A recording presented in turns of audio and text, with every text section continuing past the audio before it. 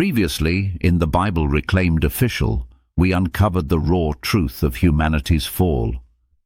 Adam and Eve were not metaphors. The Nachash likely wasn't a snake.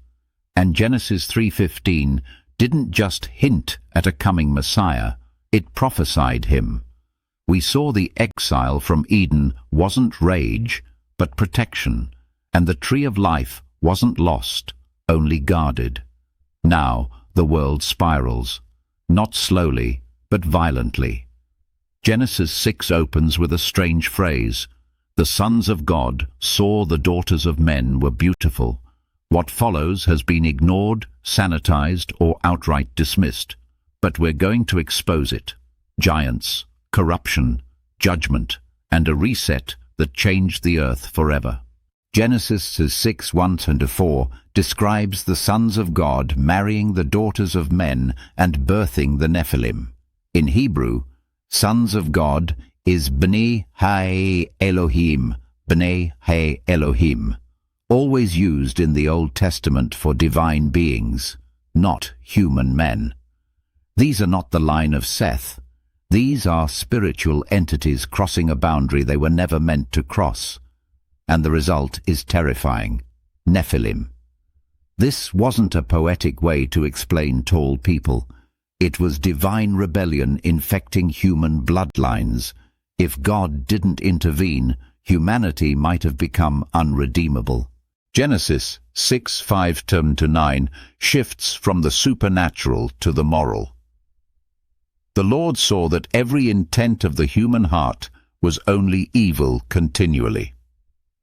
This isn't random wickedness, it's saturation. But in verse 9, one man stood out, Noah. It says he was blameless in his generations.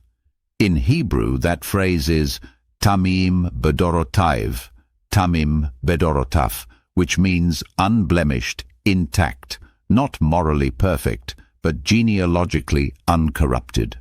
Noah walked with God. He obeyed when others mocked, and through him God would preserve humanity, not just physically, but spiritually and genetically. God gives Noah a task: build an ark, not a small boat, a floating fortress. Genesis chapter 6:14-15 gives the specs: 300 cubits long, 50 wide, 30 high. That's roughly 450 by 75 by 45 feet. A ratio proven to be incredibly stable for sea travel. But then God says to cover it with pitch. The Hebrew word is kopha, the same root word later used for atonement. This wasn't just waterproofing, it was prophetic. The ark wasn't just a shelter, but it was a shadow of salvation, a vessel sealed by grace, prepared to withstand the judgment of God. Genesis 7:11 unleashes the flood. All the fountains of the great deep burst open, and the windows of heaven were opened. The phrase great deep is Thavom Rabbah, Tehom Rabbah. It is the same word used in Genesis chapter 1-2 for the chaotic waters before creation. What we're witnessing isn't just rain, it's creation unraveling. The order God established is collapsing. This isn't divine rage, it's a cosmic reset. And what most people don't realize is that the Hebrew word for ark, teva, only appears one other time in the story of baby Moses. 2 arks, both sealed, both floating in death, both carrying deliverance. God tells Noah to enter the ark 7 days before the flood begins. That's not random. In Hebrew, the number 7 is symbolic of consecration. Temples were dedicated in 7 days. Priests were ordained in 7 days. The ark wasn't just a survival bunker, it was a mobile sanctuary, a sacred space carrying the uncorrupted seed of humanity, consecrated and sealed before judgment.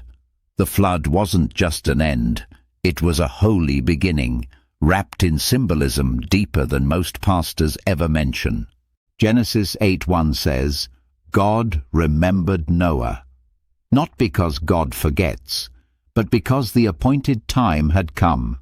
The waters begin to recede. Noah sends out 2 birds. First, a raven, Orev, a scavenger that never returns. Then, a dove, Yonah, a bird that symbolizes purity, peace, and new life. When it returns with an olive leaf, everything changes. It's not just a sign that land has emerged. It's a declaration. Life has survived the judgment. God's promise is unfolding, and now the ark will open, not to destruction, but to rebirth. The first thing Noah does after exiting the ark isn't build shelter. He builds an altar. Genesis chapter 8:20. The Hebrew word is mizbech, from the root zavach, meaning to slaughter. This is the Bible's first recorded altar, a sacrifice of thanks, not celebration, worship. God responds by making a covenant, never again, and he seals it not with a handshake, but with a rainbow. In Hebrew, keshet, a word that also means warrior's bow. God hangs up his bow in the clouds, giving a symbol not just of peace, but disarmament. Judgment past. Grace now leads. The flood wiped the earth clean, but sin remained in the heart of man. Noah's sacrifice was a moment of worship. God's covenant was a moment of mercy. But the battle between good and evil wasn't over. It just entered a new chapter. The story of Noah isn't about animals on a boat. It's about corruption, justice, salvation, and grace. It's a mirror for us today. Are we listening like Noah? Are we building what God commands, even when the world mocks? Because another judgment is coming, and this time the ark isn't made of wood. It's made of a cross. In our next episode, the world begins to repopulate, but pride returns quickly. A united people builds a tower to the heavens, seeking their own name instead of God's. What happens next isn't destruction, it's dispersion. God confuses their language and scatters them. But why? What was so dangerous about the Tower of Babel? Was it just arrogance, or something more? We'll uncover the original Hebrew, ancient ziggurats, and the mysterious reason God stopped the project. Stay tuned for Episode 5, The Tower of Babel, Linguistic Divide or Literal Collapse. If this series stirs something inside of you, subscribe, leave a comment, and don't forget to share to help spread the truth around the world. This is the Bible Reclaimed Official. No religion, just truth. Please note, one short, non-skippable ad helps keep this truth series free and independent.